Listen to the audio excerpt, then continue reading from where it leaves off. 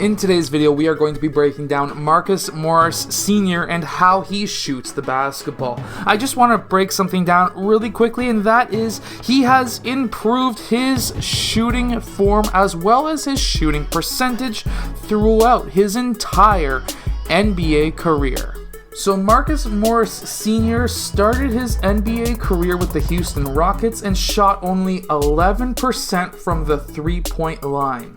This year he plays for the LA Clippers, which is 12 years later, and he is now shooting an astonishing 46.3% from the three-point line, and you can improve like this as well. So when he receives that ball, he is already looking at the rim. He knows what he is aiming for, and also you have to remember that with your peripheral vision, you have to also see the rim, but also see the defender who is about to come out and try and block your shot. So he receives the ball at his shoulder height in this clip, but he dips it down towards his waist. Why is this important? Well, this rise from his hips up into his set point is extremely important. This is essentially the backswing to a golf swing. This is the exact same thing. This is what allows you to be consistent with your shot. Remember, he is still looking at that rim. From there, he steps into his shot. He is up onto his toes. This is extremely important. When he does raise that ball up into his set point, he does tend to go up the middle of his body. Now, one thing that is very important is his set point and what it looks like. So of course the ball is over top of his forehead, over top of his right eye. The next thing that we want to look at is his shoulder, and that is 90 degrees. From there is his elbow. Is it 90 degrees? No, it's 45 degrees. Why is this important? Well, 90 degrees will allow him to have a faster shot, but a 45 degree angle will allow him to have more power into his shot. When he does dip as well, we can see that his shoulders are over top of his knees, over top of his toes, which is going to be a very consistent and balanced shot. He does bring his knees together, which means that his outside muscles on his quads are most likely more powerful than the inside muscles of his quads. And when he goes up for his release, he does have a two-factor shot, or at least that's what I like to call it anyways. So when he goes up into his shot, we can see that there is a shadow between his palm and the ball, and we can also see that there is a palm there, which means that he has a space between his palm and the ball. That's important. That's going to allow that ball to not roll off left or right, especially if he has a big defender who's about to hit that elbow. Now, this is very important. We can see that his elbow is in line with his shoulder towards the rim. From another angle, we can also see, and I will probably show that angle, that the ball is over top of his elbow, or at least in the same plane, being over top of his elbow, which is going to allow for a perfect shot. You essentially want to have the shooting triangle, or at least what I call the shooting triangle, where you want to have that shoulder in line with the elbow and that elbow in line with the ball. This creates a triangle, which allows you to have better aim. By having the elbow in line is going to allow you to have a straight shot, and then having the elbow underneath the ball is going to allow you to not have your ball in the air go out towards the left or right side. When he goes up to release that ball, we can see that his elbow is above his forehead, which is going to allow him to have fantastic arc on his shot. And when we look at his flick, he has a soft release. We can see that it's not a hard wrist. We can see that his hand flops down. This is actually quite important. And everyone is different when it comes to this. Somebody like a Michael Jordan will have a hard release. Meanwhile, a Steph Curry, or in this case a Marcus Morris Sr. shot, is going to be soft. Now, why is that important? Well, a hard release is going to give more backspin on the ball, but less arc.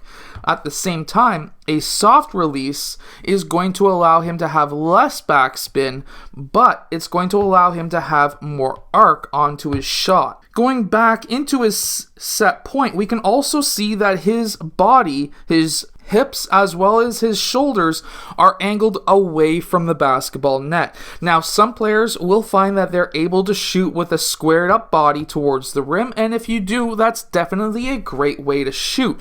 You're going to be making a lot of coaches and trainers happy because that's how most of them look at your shot. However, if you have your body angled, that has to be because you are unable to get your elbow underneath that ball with a squared up body.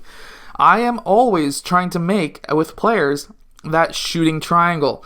If you can make that shooting triangle, no matter how your body is, you're going to have a great shot. And now this is the shot that I'm talking about right here. When it comes to shooting that ball towards the rim, yes, that ball is pretty well over top of his head when it comes to shooting. It's over top of that forehead. So that ball is not over top of his elbow. However, it is on the same plane as towards the rim.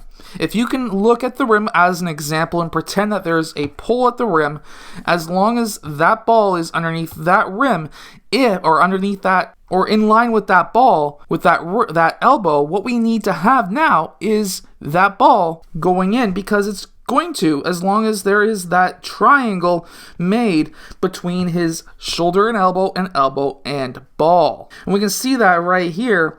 That was a perfect shot. Now, it did hit off the back of the rim. Why was that? Well, actually, there's a really good reason for it. He shot that 3, and he jumped ahead by only a slight amount. And because of that, it hits off the back of the rim. Still a great shot. I'm not knocking it. However, if you jump forward into your shot, that now is adding in more math for your body to do. Because if you're jumping forward, and I'm not saying everyone can't jump forward, I'm not saying that.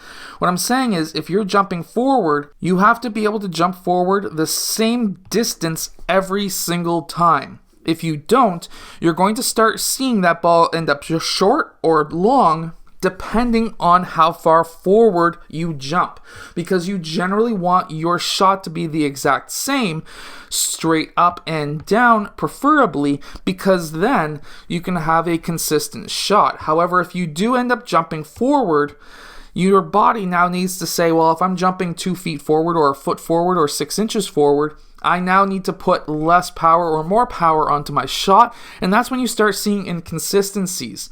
Now, when it comes to a 46% three-point shooter, I would not be changing anything, because at that point in time, you're going to be one of the best shooters in the world. And we can even see this when he does a fadeaway. He still has that ball over top of his elbow, and his elbow in line with his shoulder towards that rim.